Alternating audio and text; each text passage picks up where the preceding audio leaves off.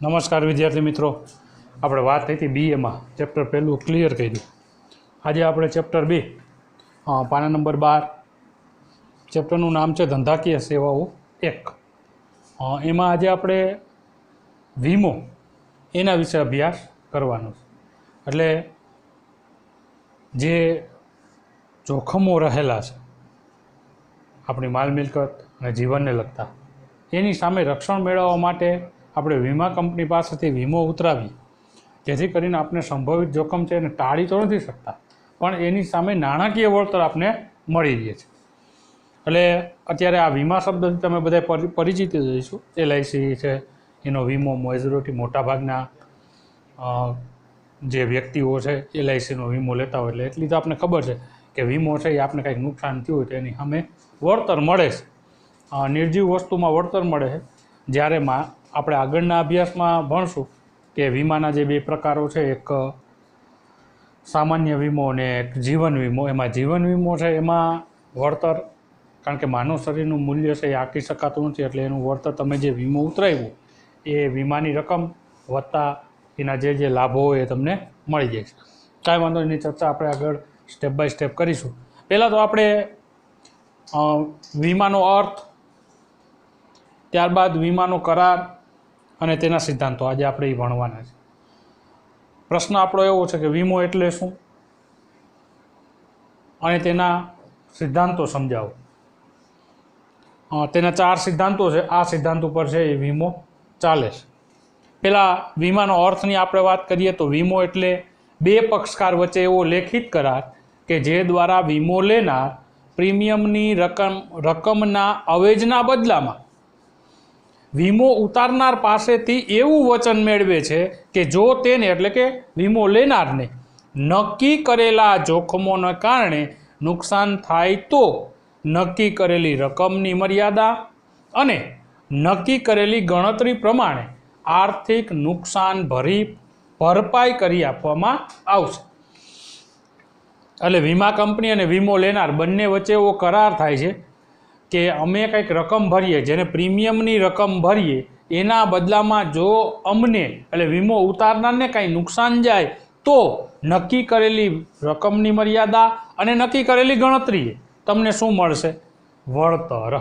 આને કહેવાય વીમાનો અર્થ.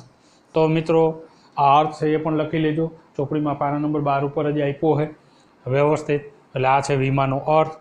ત્યારબાદનો મહત્ત્વનો પ્રશ્ન છે કે ભાઈ વીમાના લેખિત કરારને શું કહેવામાં આવે? તો કે વીમાના લેખિત કરારને વીમા પોલિસી તરીકે ઓળખવામાં આવે છે. રેડી? આપણે અર્થ ચેક કરતા જઈશું ચોપડીમાં સ્ટેપ બાય સ્ટેપ. પાના નંબર 12. વીમો એટલે 2 પક્ષકાર વચ્ચેનો એવો લેખિત કરાર કે જે દ્વારા વીમો લેનાર પ્રીમિયમની રકમના અવેજના બદલામાં વીમો ઉતારનાર પાસેથી એવું વચન મેળવે છે કે જો તેને નક્કી કરેલા જોખમોને કારણે નુકસાન થાય તો નક્કી કરેલી રકમની મર્યાદામાં અને નક્કી કરેલી ગણતરી પ્રમાણે આર્થિક નુકસાન ભરપાઈ કરી આપવામાં આવશે. વીમાના લેખિત કરારને વીમાની પોલિસી તરીકે ઓળખવામાં આવે છે. વીમો જોખમ દૂર કરતો નથી, પરંતુ જોખમથી પેદા થતા આર્થિક નુકસાનનું વળતર આપે છે. જો એટલે તમે વીમો લઈ લ્યો એટલે જોખમ આવશે નહીં આવે એ નક્કી નથી. આવતું હોય તો તમે એને દૂર ન કરી શકો, પણ તમને જે નાણાકીય નુકસાન જાય છે એનું વળતર તમને વીમા કંપની આપે છે. ઓકે, તો 2 પ્રશ્ન ક્લિયર થયા આપણા. ક્યાં? વીમો એટલે શું, એનો અર્થ, અને વીમાના લેખિત કરારને શું કહેવાય? તો કે વીમા પોલિસી. ઓકે, ત્યારબાદ છે વીમાના સિદ્ધાંતો. એમાંનો પહેલો સિદ્ધાંત છે સંપૂર્ણ ભરોસાનો સિદ્ધાંત. સિદ્ધાંતોની આપણે વાત કરીએ, 4 સિદ્ધાંત છે અહીંયા વીમાના. સંપૂર્ણ ભરોસાનો સિદ્ધાંત, નુકસાન વળતરનો સિદ્ધાંત, વીમા યોગ્ય હિતનો સિદ્ધાંત અને હક બદલાનો સિદ્ધાંત. સંપૂર્ણ ભરોસાનો સિદ્ધાંત એટલે બંને, એટલે 2 પક્ષકારોની આપણે અહીંયા વાત થઈ હતી. એટલે વીમા કંપની અને વીમો લેનાર બંને પક્ષોએ એકબીજા ઉપર ભરોસો રાખવાનો. કોઈ મહત્ત્વની માહિતી છે એ છુપાવવાની નથી. તમે જ્યારે પણ વીમો લેતા હો તો વીમાના જે ફોર્મ ભરો, એટલે પત્રક ભરો, એમાં ન દર્શાવ્યું હોય અને છતાં પણ વીમાને લાગુ પડતી હોય તમારી મિલકતની જે તે વસ્તુ, તો એનો પણ તમારે ઉલ્લેખ કરવો જોઈએ. કારણ કે સંપૂર્ણ ભરોસાનો સિદ્ધાંત એવું દર્શાવે છે કે બંને વ્યક્તિઓ એટલે કે વીમા કંપની અને વીમો લેનાર બંને એકબીજા ઉપર ભરોસો રાખવાનો, કોઈ મહત્ત્વની બાબત છે એ છુપાવવાની નથી. એ વીમાના પત્રકમાં તમારે કહેવાની છે, ન હોય તોય તમારે જાણ કરવાની. દાખલા તરીકે આપણે ધંધાકીય એકમની આપણે વાત કરીએ તો તમે તમારી ફેક્ટરીનો વીમો ઉતરાવો છો ત્યારે પત્રકમાં સ્પષ્ટ લખ્યું હતું કે ભાઈ તમારી ફેક્ટરીની આજુબાજુની વિગતો આપો. ત્યારે તમારી ફેક્ટરીની આજુબાજુ કોઈ વસ્તુ હતી જ નહીં, ખુલ્લા પ્લોટ હતા માની લો. હવે તમારા ધંધાકીય એકમમાં બાજુમાં એક નવું ફટાકડાનું કારખાનું બન્યું છે, તો તમારે વીમા કંપનીને જેથી તમે વીમો ઉતરાવ્યો ત્યારે નહોતી, પણ 2 મહિના પછી માની લો કે કોઈ ફટાકડાની ફેક્ટરી બનાવી તો તમારે વીમા કંપનીને જાણ કરવી ફરજિયાત કે ભાઈ અમારી બાજુમાં જ્યારે આપણે વીમો ઉતરાવ્યો ત્યારે કોઈ વસ્તુ હતી નહીં, પણ 2 મહિના પહેલાં 2 મહિના પછી વીમો લીધા પછી શું બન્યું ફટાકડાની ફેક્ટરી. આ તમારે જાણ કરવી ફરજિયાત હોય છે, કારણ કે ફટાકડાની ફેક્ટરીઓ છે કે અથવા એવા કોઈ પણ પદાર્થની ફેક્ટરી હોય કે જે જ્વલનશીલ હોય, આગ લાગે તો તમારી ફેક્ટરીને આને કારણે પણ નુકસાન જાય એવું બની શકે. જો તમે આવું જાણકારી નહીં આપો તો વીમા કંપની તમે જે વીમો ઉતરાવ્યો છે ક્યારેક એવું પણ બને નહીં પણ આપે. એટલે ખાસ ધ્યાન રાખવું કે વીમો લીધા પછી પણ બાજુમાં કોઈ પણ વસ્તુ બની હોય તો તમારે વીમા કંપનીને જાણ કરવી ફરજિયાત. વાંચીએ આપણે સિદ્ધાંત. વીમાનો કરારનો હેતુ નફો મેળવવાનો ક્યારેય ન હોઈ શકે. વીમા કરારનો હેતુ નુકસાનનું આર્થિક વળતર મેળવવાનો છે. વીમાનો મૂળભૂત અભિગમ સામાજિક છે, આથી વીમા કરારના પક્ષકારોએ પરસ્પર સંપૂર્ણ ભરોસો મૂકવાનો હોય છે. વીમા કરાર કરતી વખતે બંને પક્ષકારોએ પરસ્પર જરૂરી હોય તેવી વીમા વસ્તુ અંગેની બધી જ માહિતી આપવાની હોય છે. વીમો લેતી વખતે માહિતી પૂછવામાં ન આવી હોય છતાં જો કરાર ઉપર અસર કરતા હોય તો એક પક્ષે બીજા પક્ષને આપવી પડે છે અથવા આપવાની હોય છે. કોઈ પણ માહિતી છુપાવીને કરેલા વીમા કરારને દગો કહેવાય અને સંપૂર્ણ ભરોસાનો સિદ્ધાંતનો ભંગ થયેલો કહેવાય. જ્યારે પણ વીમાના પક્ષકારને ખબર પડે કે સંપૂર્ણ ભરોસાના સિદ્ધાંતનો ભંગ થયો છે ત્યારે વીમા કરારને રદ સમજવામાં આવે અને વીમો લેનારને તેણે ભરેલા પ્રીમિયમની રકમ પરત મળી શકતી નથી. તેમજ જો નુકસાન થાય તો વળતર મેળવવાનો હક પણ રહેતો નથી. એટલે તમને હમણાં જ આમાં વાત થઈ કે વીમાને તમે જે વસ્તુનો વીમો ઉતરાવો છે એને અસર કરતી કોઈ પણ બાબત તમને વીમા કંપની પૂછે તો પણ તમારે એને જણાવવી પડે. ક્યારેક એવું બને તમે મહત્ત્વની માહિતી ન આપી હોય. હમણાં જ આપણે વાત કરી ફટાકડાની ફેક્ટરી છે એ ચાલુ ન ત્યારે જ્યારે વીમો ઉતરાવ્યો ત્યારે ચાલુ નહોતી ને હવે ચાલુ થઈ અને તમે એની માહિતી નથી આપી અને માની લો કે એમાં કાંઈ વિસ્ફોટ થયો ને તમારી ફેક્ટરી છે એ નાશ પામી તો વીમા કંપની તમને વીમો આપશે. શા માટે? કારણ કે તમે બાજુમાં આ જે વસ્તુ ખાલી પડી હતી ત્યાં નવું વસ્તુ બની એની તમે જાણ વીમા કંપનીને કરી નથી. અહીં ચોખ્ખી જ વાત છે. બંને પરસ્પર ભરોસાનો સિદ્ધાંત એવું દર્શાવે છે કે બંને પક્ષકારોએ પરસ્પર ભરોસો રાખવાનો, કોઈ માહિતી છુપાવવાની નથી. છુપાવશો તો એનો દગો કહેવામાં આવશે.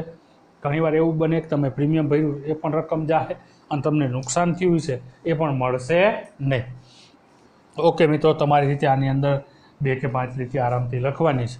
હવે ત્યારબાદ નુકસાન વળતરનો સિદ્ધાંત. વીમો એવું કહે છે માલ મિલકતમાં જેટલું નુકસાન તેટલું વળતર. ઘણીવાર એવું બનતું હોય કે તમે માની લો કે અહીંયા ઉદાહરણો આપને આપ્યા ચોપડીમાં 3-4 કે નુકસાન ઓછું ગયું હોય અને તમે વીમો વધુ રકમનો ઉતરાવ્યો હોય તો તમને જેટલું નુકસાન ગયું એટલું જ વળતર મળશે. તમે સંપૂર્ણ વળતર માગી શકતા નથી. ઘણીવાર એવું બને કે મિલકતની કિંમત માની લો 5 લાખની હોય, તમે વીમો 3 લાખનો ઉતરાવ્યો, 5 લાખની મિલકતનો નાશ પામે તો તમે વીમા કંપની પાસેથી એવી આશા રાખો કે આપને 5 લાખ મળશે. નહીં, તમે કેટલાનો ઉતરાવ્યો તો કે 3 લાખનો, તો તમને વળતર કેટલું મળશે? 3 લાખ જેટલું. ભલે વસ્તુ 5 લાખની હતી, સંપૂર્ણ નાશ પામી. એટલે અહીંયા સિદ્ધાંત એવો જેટલું નુકસાન તેટલું જ વળતર. વીમો લેનારને નુકસાન થાય તો તેનું વળતર મળી શકે તે માટે વીમાના કરાર થાય છે. વીમાના કરારનું આ નુકસાન વળતરનો સિદ્ધાંત છે. વીમો લેનારને નુકસાન થાય તો વીમા કંપની તેનું વળતર કેટલું ચૂકવશે તે નક્કી કરવા આ સિદ્ધાંત ઉપયોગી. વીમો ઉતરાવનારને તેણે થયેલું નુકસાનનું જ વળતર મેળવી શકે, તે નફો કરી શકતો નથી. અર્થાત નુકસાન થયું હોય તેનાથી વધુ રકમ નુકસાન વળતર તરીકે મેળવી શકાતી નથી. જિંદગીના વીમાને નુકસાન વળતરનો સિદ્ધાંત લાગુ પડતો નથી. એ નીચે ખાસ લીટી કરી લેજો કે જિંદગીનો વીમો હોય ત્યાં આ સિદ્ધાંત લાગુ પડે નહીં. આગળ આપણે ભણશું સામાન્ય અને જીવનનો વીમો. એમાં જિંદગીના વીમાને આ સિદ્ધાંત લાગુ પડતો નથી. આ માલ સામાન મિલકત એને જ નુકસાન વળતરનો સિદ્ધાંત લાગુ પડે છે. વીમો લેનાર વસ્તુની કિંમત કરતાં ઓછી રકમનો વીમો ઉતરાવે તો તે ગર્ભિત રીતે સ્વીકાર કરે છે કે ઓછી કિંમતના પ્રમાણસર નુકસાન ભોગવે છે. જો ઓછી રકમનો વીમો ઉતરાવતો તો ઓછું વળતર મળશે. ઉદાહરણ આપણે 3 આપ્યા. એક વ્યક્તિ 5 લાખની વસ્તુનો 3 લાખનો વીમો ઉતાર્યો. વસ્તુ સંપૂર્ણ નાશ પામી તો એને વળતર કેટલું મળશે? 3 જ લાખનું. ભલે 5 લાખની વસ્તુ હતી, વીમો કેટલાનો ઉતાર્યો તો 3 લાખનો. નુકસાની તમને 3 લાખનું મળશે. નુકસાનનું વળતર તમને કેટલું મળશે? 3 લાખ. વસ્તુની કિંમત 5 લાખ છે. બીજું ઉદાહરણ, વીમો 3 લાખનો લેવામાં આવ્યો અને નુકસાન 2 લાખનું જ ગયું જો, તો વળતર તમને કેટલું મળશે? 5 લાખની વસ્તુ, 3નો વીમો, નુકસાન 2 લાખનું, તો વળતર કેટલું? તો અહીંયા લખ્યું 1,20,000. 3 લાખની મર્યાદામાં તમને 2 લાખ સંપૂર્ણ મળતા નથી. સીમાં 5 લાખની વસ્તુ ને 5 લાખનો વીમો ઉતાર્યો, સંપૂર્ણ નાશ પામે તો તમને મળે વળતર કેટલું? 5 લાખનું. એટલે અહીંયા તો જેટલી રકમનો વીમો ઉતરાવો ને જેટલું નુકસાન જાય એટલું વળતર મળે. 3 ઉદાહરણ આપ્યા. એકમાં 5નું વસ્તુ, 3નો વીમો, એટલે સંપૂર્ણ નુકસાન તો 3નું વળતર. 5ની વસ્તુ, 3નો વીમો ઉતાર્યો ને માલ બૈરો 2 લાખનો, તો વળતર તમને 3 લાખના સંદર્ભમાં જ મળશે. 1,20,000 જ મળશે. અને 5ની વસ્તુ ને 5નો વીમો તો વળતર 5. ત્યારબાદ છે વીમા યોગ્ય હિતનું સિદ્ધાંત. ત્રીજો સિદ્ધાંત, જે વસ્તુનું તમારામાં એ વસ્તુ નુકસાન પામે તો તમને નુકસાન જતું હોય, એટલે કે તમારું હિત એમાં રહેલું હોય, એનો જ વીમો તમે ઉતરાવી શકો. દાખલા તરીકે આમાં ઉદાહરણ આપ્યું કે ઘર માલિક હોય અને એમાં ભાડે રહેતો હોય તો ઘરને કાંઈ નુકસાન જાય તો ભાડુઆતને કાંઈ લાગે વર્ગે નહીં. નુકસાન કોને જાય છે? એના માલિકને. તો એનો વીમો કોણ ઉતરાવી કે મકાનનો માલિક, નહીં કે ભાડુઆત. જોઈએ આપણે વીમા યોગ્ય હિતનો સિદ્ધાંત. એટલે વીમો લેનારને વીમા વસ્તુમાં આર્થિક હિત હોવું જોઈએ. દાખલા તરીકે મકાન માલિકને મકાનમાં આર્થિક હિત હોય, જ્યારે ભાડુઆત હોય એને મકાનમાં આર્થિક હિત હોતું નથી. એને શું ફેર પડે? ભાડુઆતને મકાનને નુકસાન જાય. મકાનનું નુકસાન કોને જાહે? તો એના માલિકને. તો એનો વીમો કોણ ઉતરાવશે? એનો માલિક, ભાડુઆત નહીં. ચોથું, હક બદલાનો સિદ્ધાંત. જ્યારે તમે કોઈપણ વસ્તુનો વીમો ઉતરાવો છો ત્યારે જે તમને વળતર મળી ગયા પછીની જે ભંગાર વસ્તુ વધે છે એ વસ્તુ તમારી નથી. કોની છે? વીમા કંપનીની છે. આમાં જોઈએ, જ્યારે વીમા યોગ્ય વસ્તુનો વીમો લેવામાં આવે છે અને તે નાશ પામે, વીમા કંપની તેનું વળતર ચૂકવી દે, ત્યારે નાશ પામેલી વસ્તુનો માલિકી હક હવે કોનો થઈ ગયો? વીમા કંપનીનો. તેના ઉપર મૂળ માલિકનો હવે કોઈ હક રહેતો નથી. આ બાબત જિંદગીના વીમાને લાગુ પડતી નથી. હવે જિંદગીના વીમામાં અહીંયા હક બદલાનો સિદ્ધાંત લાગુ પડતો નથી.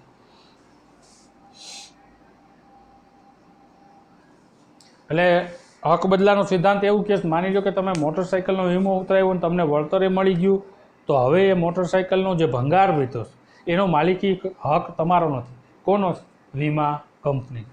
એટલે કે તમે એ હવે વસ્તુ ભંગાર વેચીને એની ઉપરથી કમાણી કરી શકતા નથી.